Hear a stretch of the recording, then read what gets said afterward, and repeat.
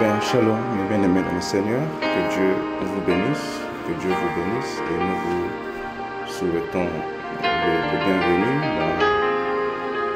dans notre tranche d'émission. Question du jour.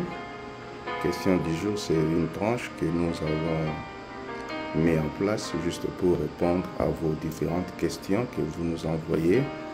Et chaque jour, nous recevons beaucoup de vos questions et nous nous organisons aussi pour répondre à vos questions. Que Dieu vous bénisse, vous qui êtes déjà en ligne.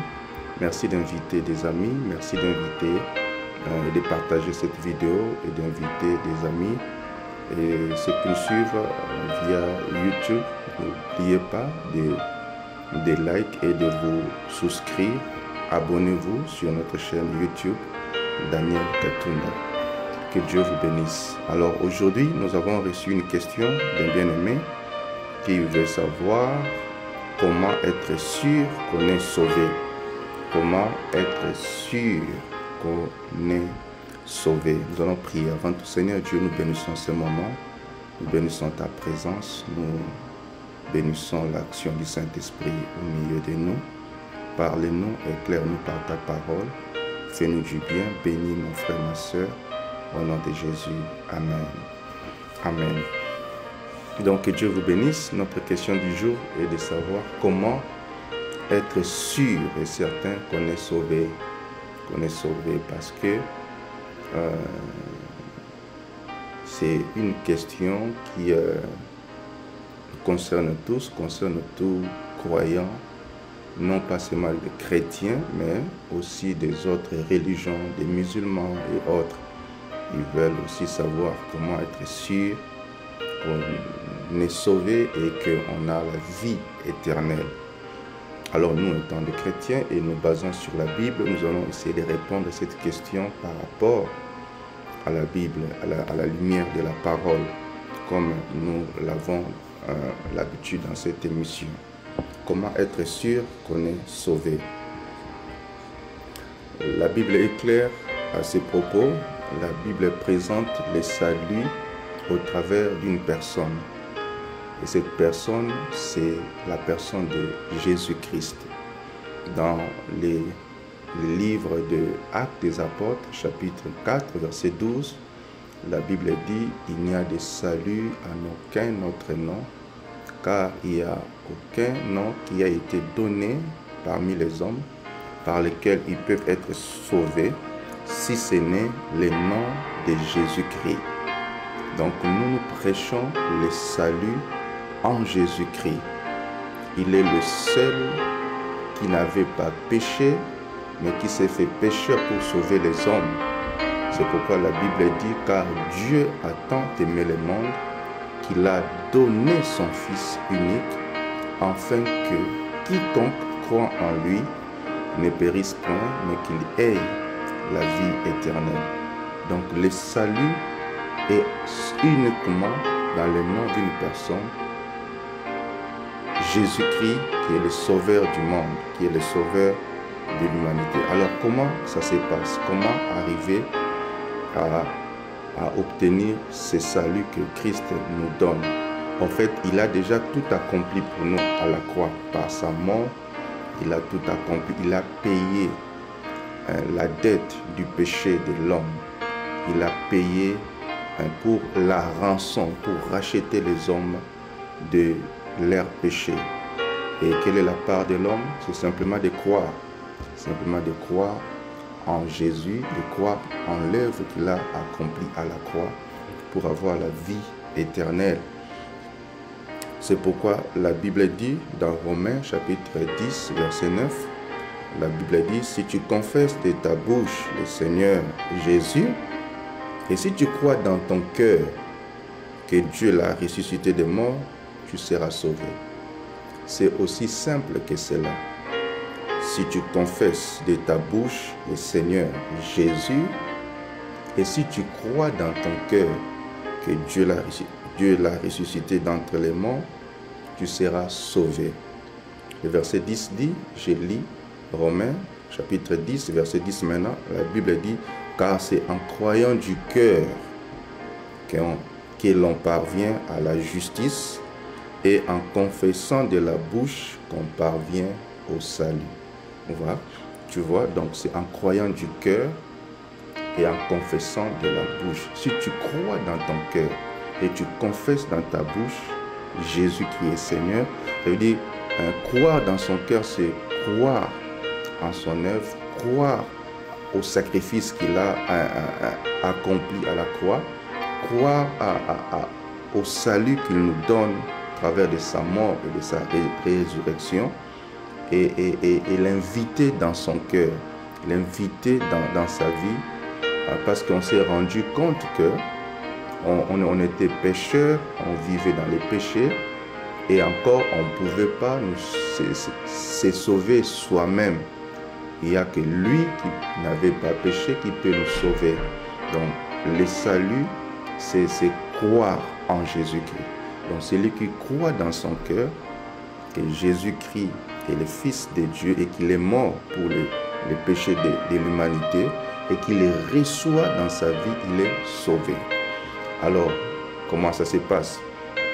Ce n'est pas une simple récitation qu'on prononce, qu'on dit dans sa bouche sans comprendre les fonds, sans comprendre le sens de cette prière-là. Tu vois, c'est lui qui fait cette prière-là sans comprendre ce qu'il fait, ce qu'il dit, les fonds, et il dit ça dans sa bouche, il ne vient pas de son cœur. Est-ce qu'il est sauvé? Non, car c'est en confessant de sa bouche et en croyant du cœur.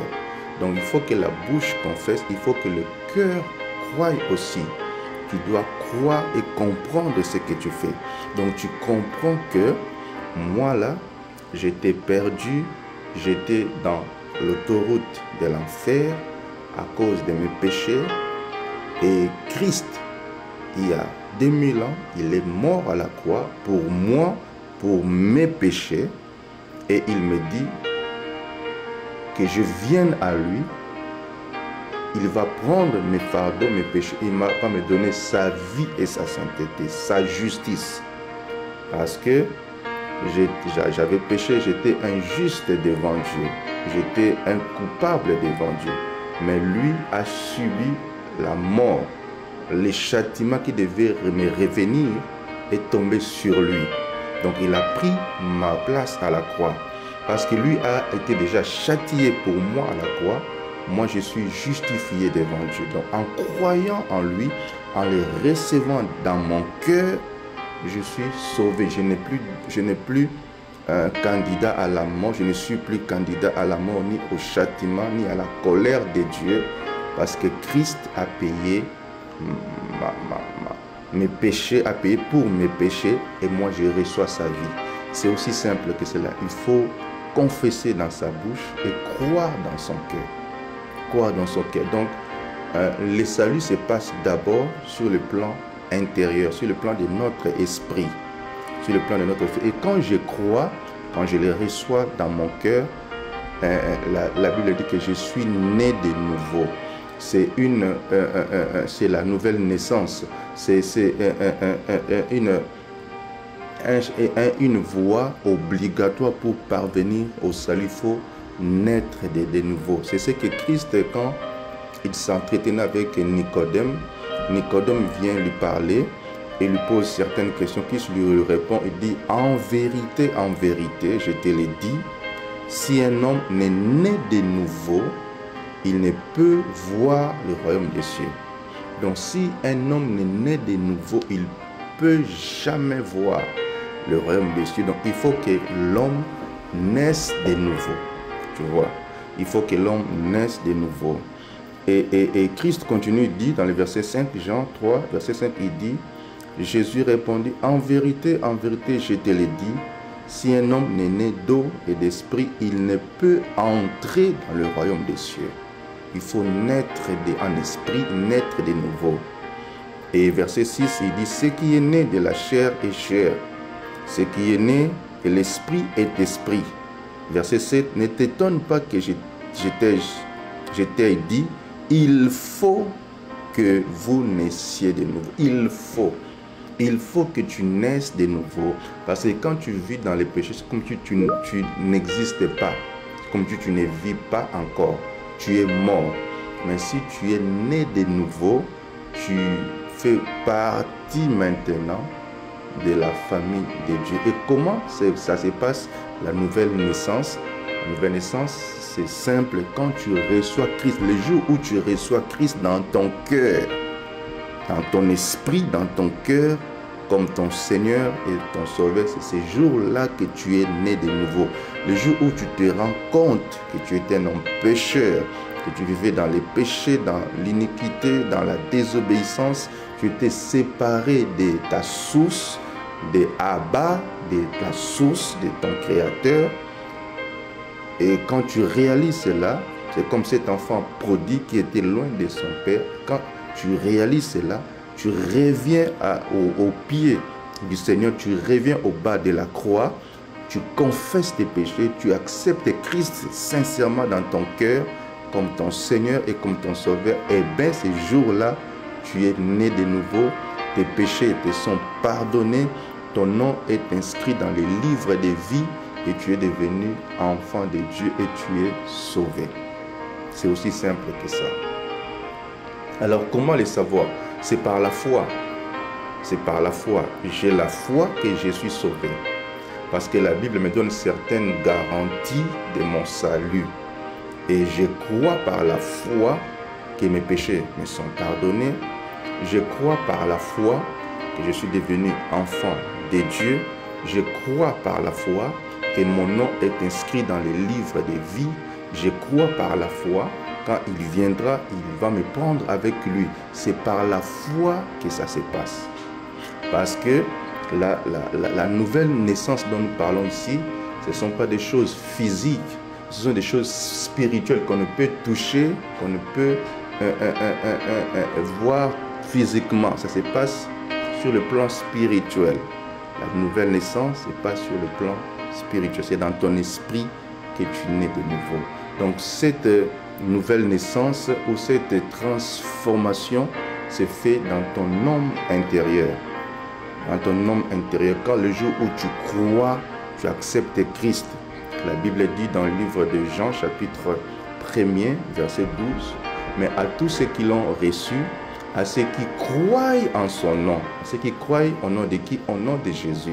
À ceux qui croient en elle, à la parole de Dieu, elle leur a donné le pouvoir, la parole de Dieu leur a donné le pouvoir de devenir enfants de Dieu. » Donc quand tu crois dans ton cœur, quand tu les reçois, Dieu te donne le pouvoir. Donc la Bible dit à ceux qui croient en son nom, il leur a donné le pouvoir. La foi contient un pouvoir, le pouvoir de devenir. À ceux qui croient ont le pouvoir de devenir enfants de Dieu. Donc quand tu crois, tu deviens enfant de Dieu. Amen. C'est aussi simple. Et je disais, cette transformation, ces métamorphoses se passent d'abord sur le plan intérieur, dans notre esprit. Tu verras sur le plan physique, tu peux être la même personne, les mêmes visages, la même taille, les mêmes teints. Sur le plan physique, rien ne peut changer. Mais sur le plan spirituel, tu es né dans la famille de Dieu et tu es devenu enfant de Dieu. Et d'abord, c'est sur le plan spirituel que les choses se passent, dans ton esprit que les choses se passent. Amen. Et il faut croire par la foi que Dieu sauve. Mais ce sont des choses spirituelles qui se passent dans notre esprit, dans notre homme intérieur, mais il y a aussi certains signes qui nous accompagnent. Certains signes qui attestent cela. Certains signes qui prouvent cela, qu'on est sauvé. C'est pourquoi le Seigneur a dit, voici les miracles, voici les signes qui accompagneront ceux qui auront cru. Donc ceux qui croient, il y a un nombre de signes qui les accompagnent. Alors sur base, par rapport à la foi, au salut, il y a aussi certains signes qui accompagnent une personne qui est sauvée. Par exemple, le premier signe que je peux donner ici, c'est la nouveauté des vies. Une vie nouvelle. C'est la même personne sur le plan physique, la même personne sur le plan extérieur, mais qui connaît une vie nouvelle, une nouveauté de vie. Parce qu'il est né de nouveau et par conséquence, il a une vie nouvelle. Donc le premier signe, c'est la nouveauté de vie. La Bible dit, si quelqu'un est en Christ, il est devenu une nouvelle création, une nouvelle créature. Les choses anciennes passent et voici toutes choses sont devenues nouvelles. Donc cela veut dire il est impossible d'être né de nouveau, d'accepter Christ dans sa vie comme son Seigneur et son Sauveur, mais l'on continue à mener sa vie ancienne comme avant, on continue à vivre sa vie de péché, de mensonges, de tricherie, d'impudicité. Non, c'est impossible. Parce que si quelqu'un est en Christ, il devient une nouvelle créature, une nouvelle création. Il est créé là. Même ces choses anciennes, Dieu ne connaît plus ça. Ces péchés, Dieu ne se rappelle plus parce qu'il vient de naître. Donc, le premier signe, c'est la nouveauté de vie. On voit une transformation de vie. Une nouveauté de vie. Et si quelqu'un est en Christ, est devenu une nouvelle créature. Les choses anciennes passent. Donc, les mensonges passent, les vols passent, les tricheries passent, l'impudicité passe. Et la personne commence à mener une vie nouvelle en Jésus-Christ. Ça, c'est le premier signe.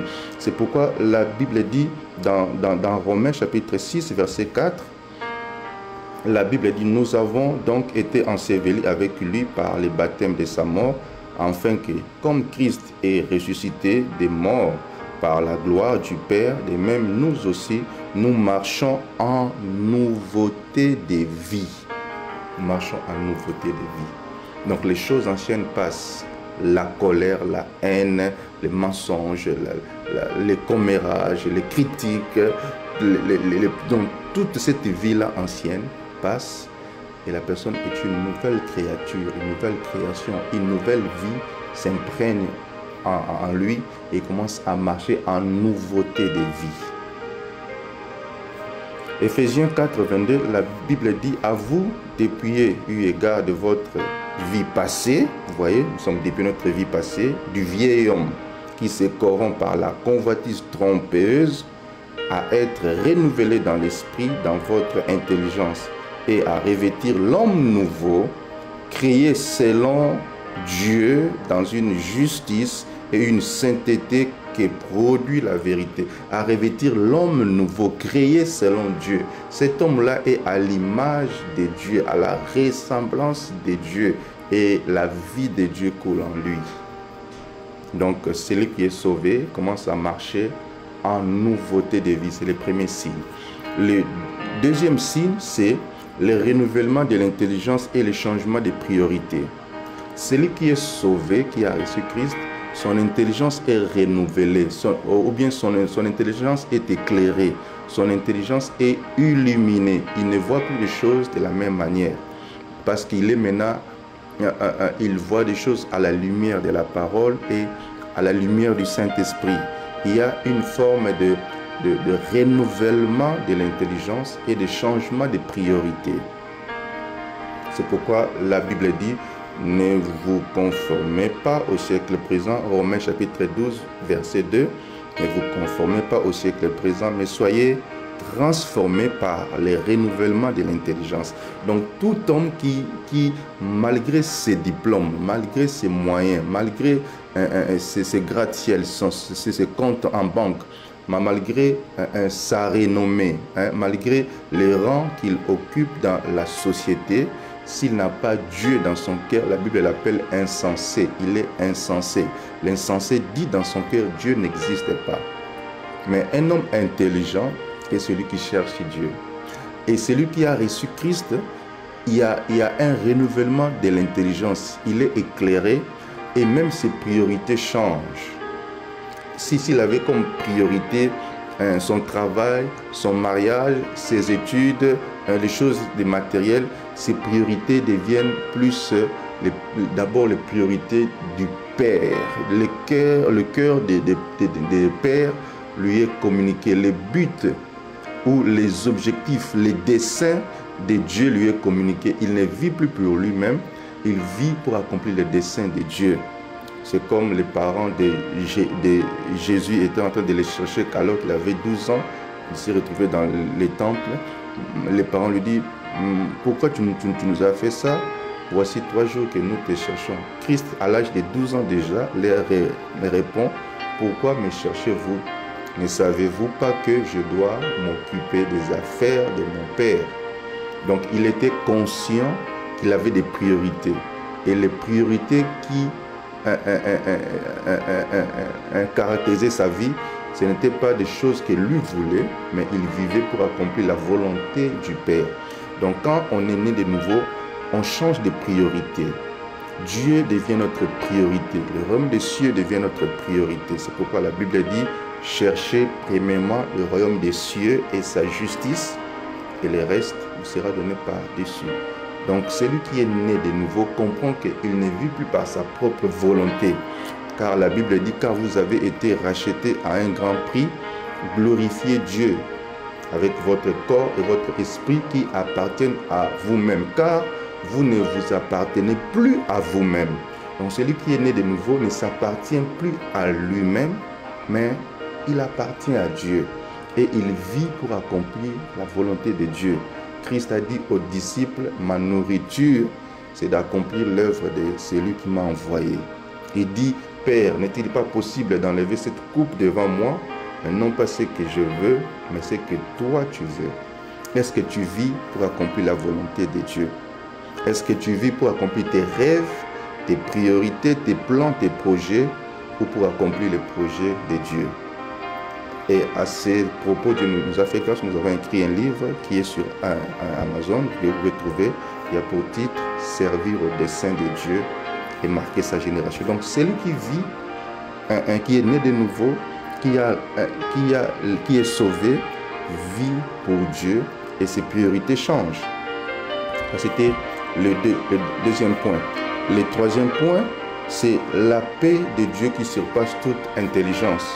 Celui qui est sauvé, qui a reçu le salut en lui, il y a la paix de Dieu dans son cœur, une paix que le monde ne peut décrire, une paix que le monde ne peut donner, une paix qu'il peut trouver nulle part ailleurs qu'en Dieu, non pas dans une paix que l'argent ne donne pas, une paix que le mariage ne donne pas, la paix que le monde ne peut donner ni connaître. Cette paix-là ne peut venir seulement de Dieu parce que l'homme en soi, en vivant dans le péché, est séparé de Dieu. Il est en guerre contre Dieu. Il est en guerre avec Dieu, pardon. Tu vois.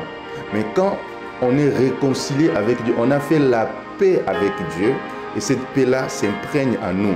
C'est ce que l'apôtre dit dans Romains chapitre 5, verset 1er.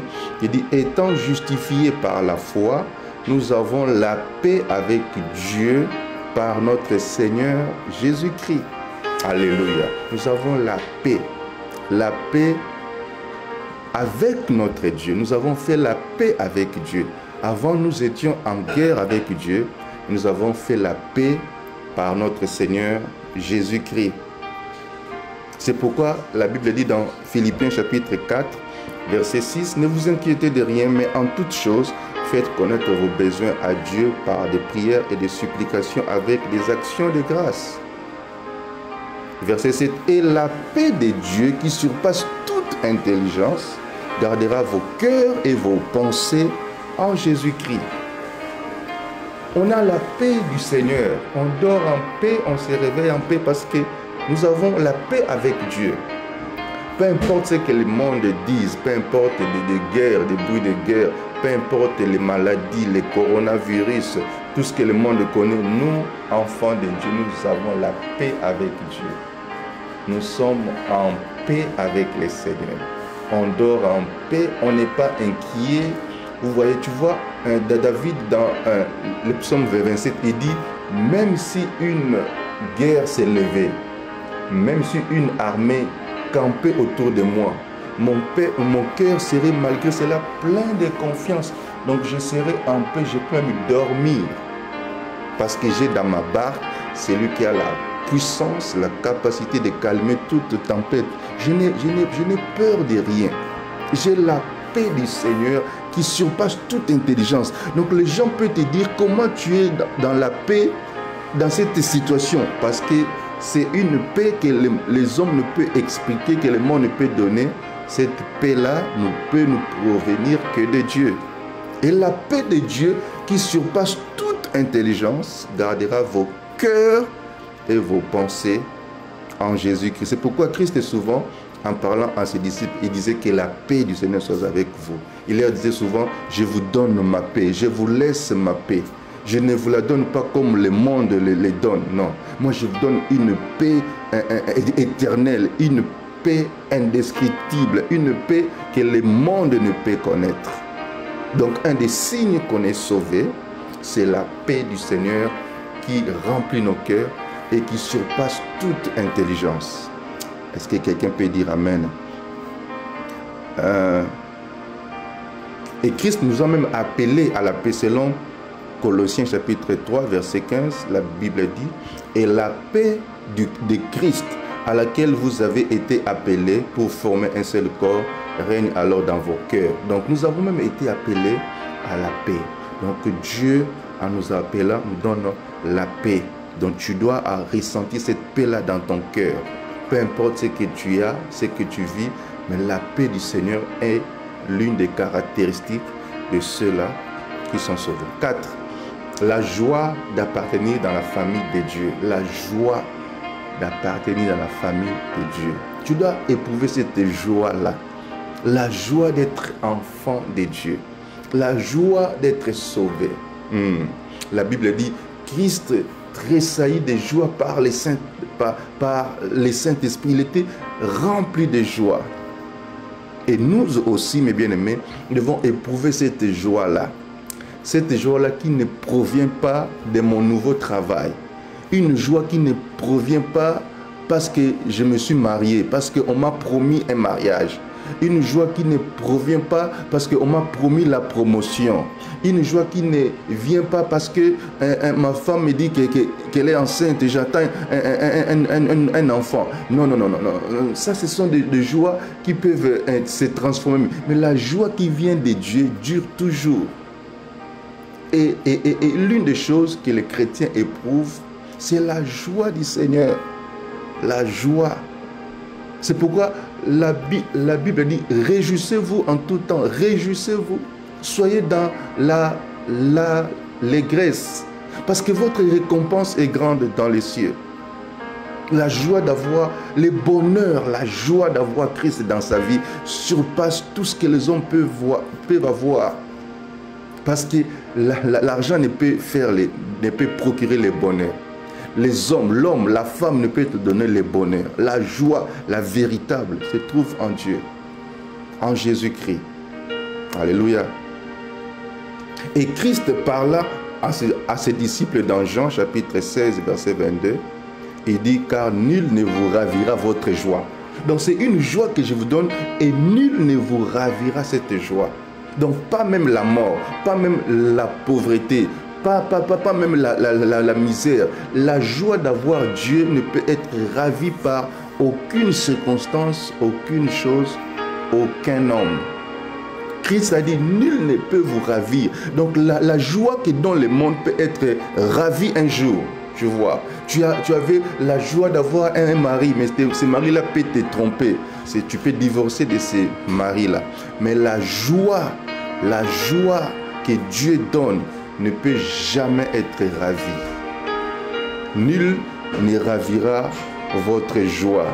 Alléluia. C'est pourquoi la Bible, en parlant des disciples dans Actes 13, 52, la Bible dit, tandis que les disciples étaient remplis de joie, ils étaient tout le temps remplis de joie.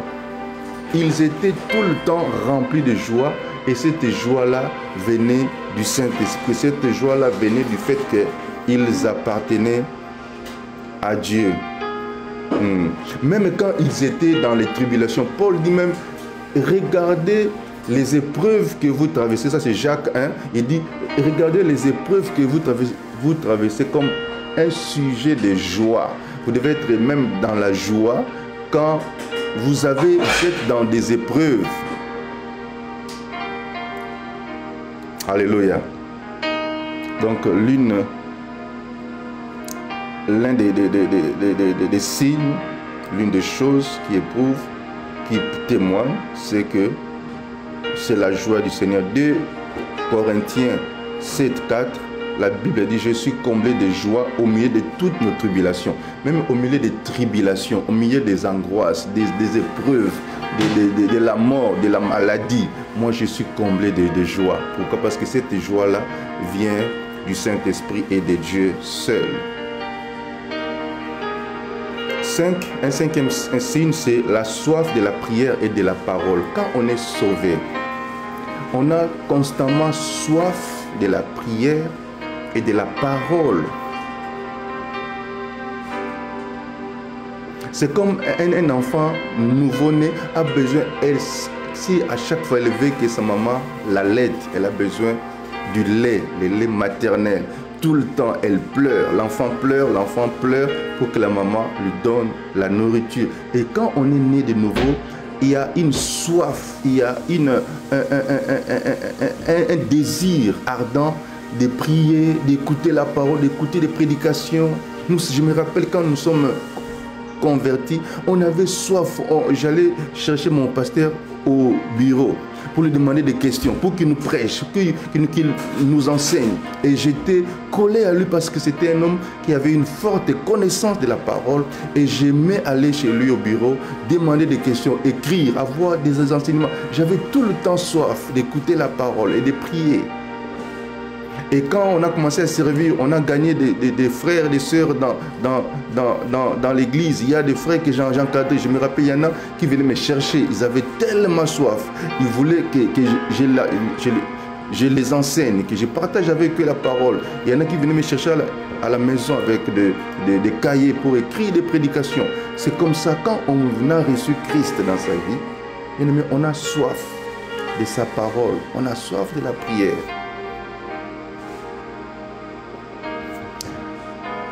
La Bible dit dans 1 Pierre chapitre 2 verset 1er, rejetant toute malice et toute ruse, la dissimulation, l'envie et toute médisance.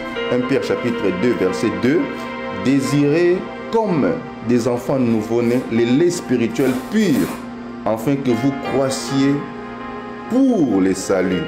Désirer, donc il y a un désir, il y a une soif intense, il y a une forte envie d'écouter la parole, de méditer la parole, de chercher à comprendre, de poser des questions, de pouvoir aller en profondeur. On a soif de la parole, on a soif de la prière. La prière n'est plus une corvée, quelque chose qu'on fait difficilement. La prière devient un plaisir et un désir. Dites Amen. Signe, un autre signe, c'est parce que nous avons en nous les sceaux du Saint-Esprit et qui s'accompagnent par la marche de l'Esprit. Donc celui qui est né de nouveau commence à marcher selon l'Esprit. La marche selon l'Esprit. La Bible dit dans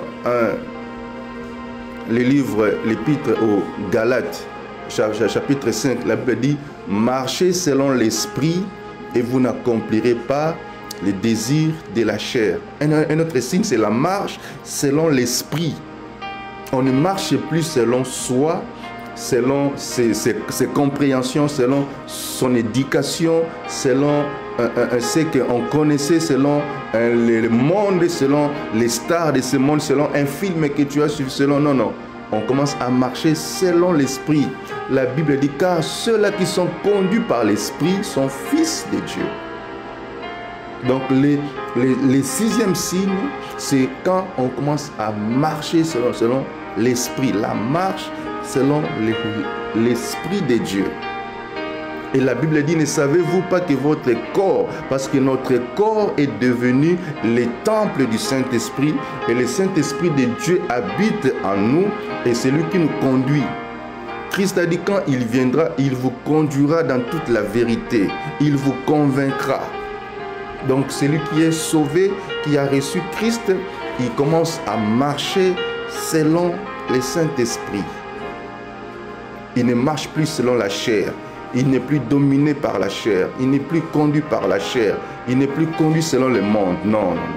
Il marche selon le Saint-Esprit. Et il sent, le Saint-Esprit le convainc dans son cœur. Quand il fait quelque chose qui attriste le Saint-Esprit, il sent que non, ça, j'ai mal fait, que je me répande, que j'arrange avec le Saint-Esprit. Amen, amen. Et le dernier point, c'est le témoignage de notre foi. C'est celui qui est sauvé, il est pour lui difficile de fermer sa bouche, de ne rien dire. Non.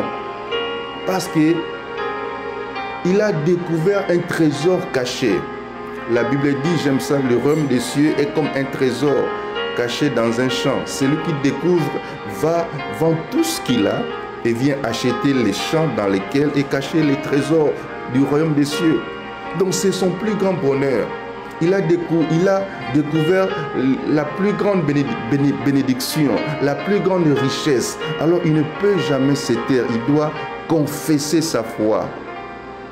C'est pourquoi l'apôtre dit ici dans Romains chapitre 1er verset 16, il dit « Car je n'ai point honte de l'évangile, c'est une puissance de Dieu pour le salut de quiconque croit. Je n'ai pas honte, même s'il était timide. » Même s'il n'arrivait pas à parler, même s'il bégaye, même s'il il doit quand même parler, il doit quand même prêcher, il doit quand même témoigner de sa foi devant les hommes. Alléluia. Paul dit à Timothée, 2 Timothée chapitre 1er verset 8. 2 Timothée chapitre 1er verset 8. N'ayez donc point honte du témoignage à rendre à notre Seigneur. N'ayez point honte du témoignage à rendre à notre Seigneur. Ni de moi son prisonnier, mais souffre avec moi comme pour l'évangile par la puissance de Dieu. Amen, amen. N'ayez pas honte du témoignage à rendre. Il n'a plus honte. Même s'il était timide, même s'il était shy, il ne peut pas se contenir. C'est plus fort que lui, c'est plus fort que celui. Il doit parler, il doit témoigner de la bonne nouvelle. Alléluia. Donc, le salut, c'est par la foi dans notre esprit, dans notre homme intérieur. Nous croyons en Christ, on est sauvés. L'évangile qui cherche à compliquer des choses. Aujourd'hui, il y a des évangiles, des témoignages qui rendent le ciel presque impossible.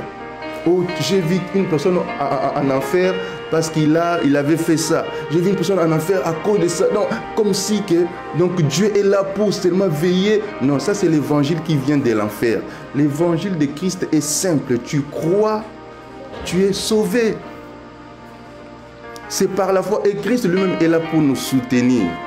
Cet évangile-là qui vient pour faire nous douter de notre foi en Christ, semer la peur en nous, semer les doutes en nous, les questionnements. Est-ce que je suis vraiment sauvé? Non. Si tu as reçu Christ dans ton cœur comme ton Seigneur et ton Sauveur, tu es sauvé. C'est aussi simple.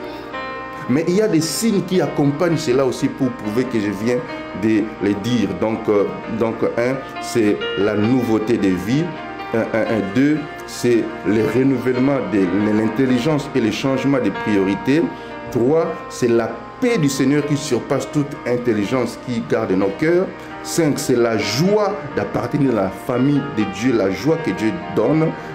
4, c'était 4. 5, c'est la soif constante de la prière et de la parole. 6, c'est la marche selon l'esprit. Et 7, c'est le témoignage de notre foi ou de la parole de Dieu au monde.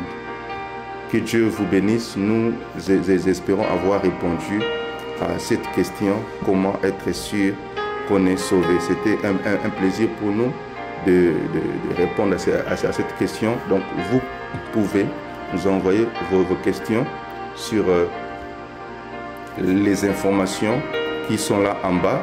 Donc vous trouverez notre messenger Daniel Katunda, notre email est là aussi, emmanueltoronto@yahoo.ca, et notre numéro WhatsApp seulement qui est là aussi.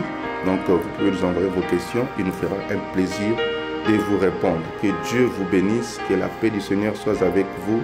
Soyez bénis au nom de Jésus-Christ. Amen. Merci Seigneur. Alléluia.